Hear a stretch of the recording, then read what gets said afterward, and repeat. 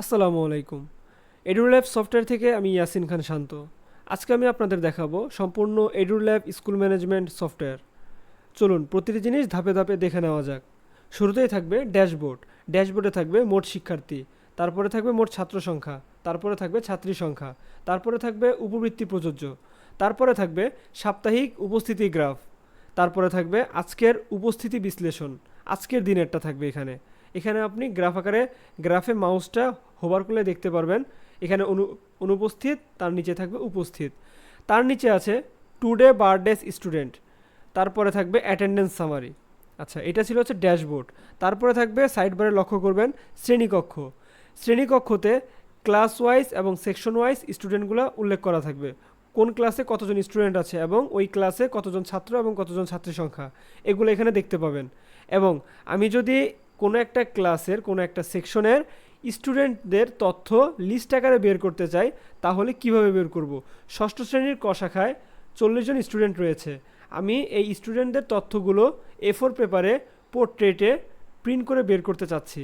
এখানে থ্রি ডটে ক্লিক করব। ক্লিক করলেই স্টুডেন্টদের লিস্ট প্রিন্ট, এখানে ক্লিক করব। এখানে ক্লিক করলে দেখতে পাবেন স্টুডেন্টদের তথ্যগুলো লিস্ট আকারে প্রিন্ট পেপারে A4 পেপারে পোর্ট্রেটে চলে এসেছে। শুধু এখান থেকে প্রিন্ট করুনে ক্লিক করলেই আপনারা এটা প্রিন্ট করে বের করতে পারবেন। ডিজাইন কাস্টমাইজ করুন, এই বাটনে ক্লিক করলে কালার চেঞ্জ করলে এখানে কালার চেঞ্জ হয়ে যাবে, টেক্সট চেঞ্জ করলে এখানে টেক্সটের ফন্ট চেঞ্জ হয়ে যাবে, যে কোনো কিছু চেঞ্জ করতে পারবেন। চাইলে এখানে লোগো দিতে পারবেন, এটা আপনারা দেখলেই বুঝতে পারবেন।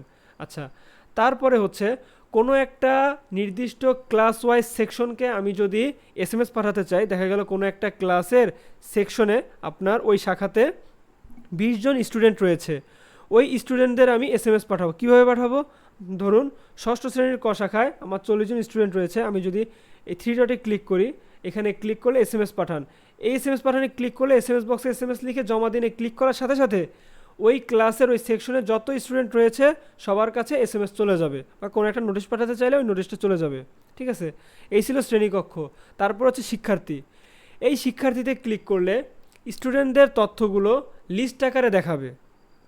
স্টুডেন্টের তথ্যগুলো লিস্ট আকারে দেখাবে, এগুলো এই যে এভাবে লিস্ট আকারে দেখাবে। এখন আমি চাচ্ছি নতুন একটা স্টুডেন্ট ভর্তি করব, এটা কিভাবে করব? সেক্ষেত্রে নতুন শিক্ষার্থী এখানে ক্লিক করলে তাদের ফর্ম চলে আসবে। ফর্ম চলে আসলে নিচে তৈরি করে ক্লিক করলে ওই বাচ্চাটা ভর্তি হয়ে যাবে। তারপরে আপনি চাইলে CSV বা এক্সেল ফাইল, এই শিক্ষার্থী ইম্পোর্ট, এখান থেকে আপনার প্রতিষ্ঠানে যদি 500 স্টুডেন্ট থাকে এই 500 স্টুডেন্টের তথ্য এই শিক্ষার্থী ইম্পোর্ট এখানে আপলোড করার সাথে সাথে ওই 500 স্টুডেন্টের তথ্য বা 1000 স্টুডেন্টের তথ্য অটোমেটিক সফটওয়্যারে আপডেট হয়ে যাবে।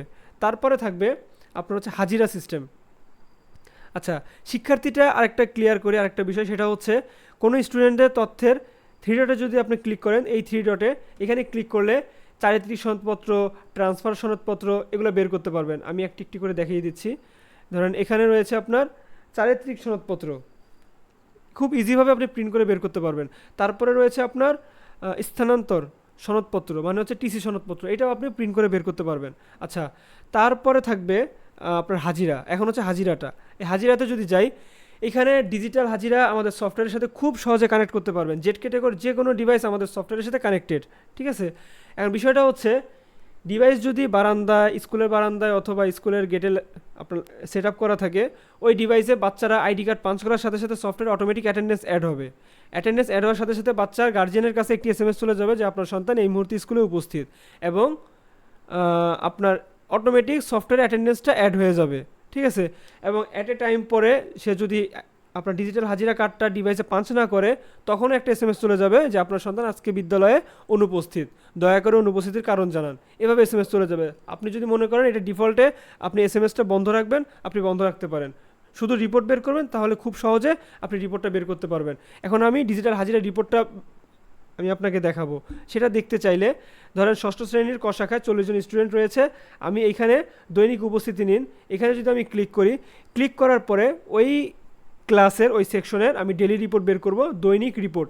এখানে যদি আমি ক্লিক করি, দৈনিক রিপোর্টগুলো আপনি A4 পেপারে পোর্ট্রেটে প্রিন্ট করতে পারবেন। প্রিন্ট করে ক্লিক করলে আপনি দেখতে পাবেন প্রিন্ট কপিটা চলে আসবে।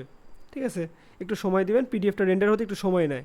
সেক্ষেত্রে A4 পেপারে খুব সহজে চলে এসেছে, এবং উপস্থিতি দেখাচ্ছে, অনুপস্থিতি দেখাচ্ছে, এবং কোন স্টুডেন্ট প্রবেশ করেছে কোন সময়, প্রবেশের সময় এবং প্রস্থানের সময়, এটি যখন ডিজিটাল হাজিরা ডিভাইসের মাধ্যমে আপনি অ্যাটেন্ডেন্সটা কালেক্ট করবেন তখন অটোমেটিক ইন টাইম এবং আউট টাইম এটা চলে আসবে, ঠিক আছে।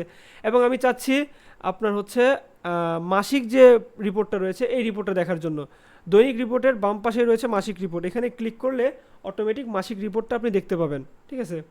1 থেকে 31 তারিখ পর্যন্ত হলিডেগুলো বন্ধ থাকবে এবং আপনার হাজিরা খাতার মতো এখানে অ্যাবসেন্ট প্রেজেন্ট এগুলো দেখতে পাবেন এবং পার্সেন্টেজ আকারে আপনার 31 দিনে কতদিন এই স্টুডেন্ট মানে প্রেজেন্ট এবং কতদিন আপনার হচ্ছে অনুপস্থিত, এটা এখানে খুব সহজে দেখতে পাবেন।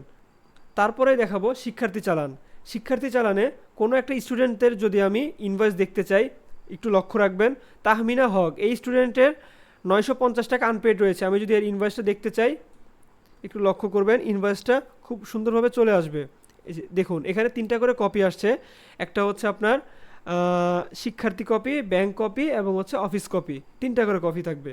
এবং এটাও চাইলে আপনি এখান থেকে খুব সহজে প্রিন্ট করে বের করতে পারবেন। ল্যান্ডস্কেপে এটা খুব খুব সুন্দরভাবে চলে এসেছে, আমি এখান থেকে প্রিন্ট করলে চাইলে খুব সহজেই প্রিন্ট করে বের করতে পারবো। আচ্ছা, তারপরে হচ্ছে অ্যাকাউন্টস। অ্যাকাউন্টসে কোন টিচার কত টাকা কালেকশন করেছে ওইটার রিপোর্টটা এখানে থাকবে। তারপরে আছে পরীক্ষা। পরীক্ষাতে গেলে দেখতে পারবেন admit card, seat plan, result card. দেখুন পরীক্ষাতে ক্লিক করলাম, পরীক্ষাতে ক্লিক করে ষষ্ঠ শ্রেণীর 3 ডটে ক্লিক করলাম, এখানে কি কি আছে আপনার অ্যাডমিট কার্ড, তারপরে মার্কশিট, সিট প্ল্যান, ফলাফল শিট, এগুলো খুব সহজে বের করতে পারবেন। এটা হচ্ছে আপনার অ্যাডমিট কার্ড। তার পাশেই রয়েছে আপনার রেজাল্ট কার্ড, এবং এই রেজাল্ট কার্ডটা অনলাইনেও খুব সহজে আপনি পেয়ে যাবেন। মানে আমাদের সফটওয়্যার দিয়ে যদি আপনি রেজাল্ট বের করেন বা তৈরি করেন, তাহলে এই রেজাল্ট কার্ডটা অনলাইনেও পাবলিশ হয়ে যাবে অটোমেটিক। বাড়িতে বসেই শিক্ষার্থীর গার্জিয়ান অটোমেটিক এই রেজাল্ট কার্ডটা দেখে নিতে পারে। তারপরে রয়েছে সিট প্ল্যান। সিট প্ল্যানটা A4 পেপারে 10টা করে থাকবে, আপনি চাইলে প্রিন্ট করে বের করতে পারবেন। তারপরে থাকবে আপনার ফলাফল শিট, ঠিক আছে। এটা হচ্ছে আপনার কতজন পাস করেছে, কোন কোন সাবজেক্টে ফেল করেছে, জিপিএ গ্রেড সহ এখানে উল্লেখ করা থাকবে।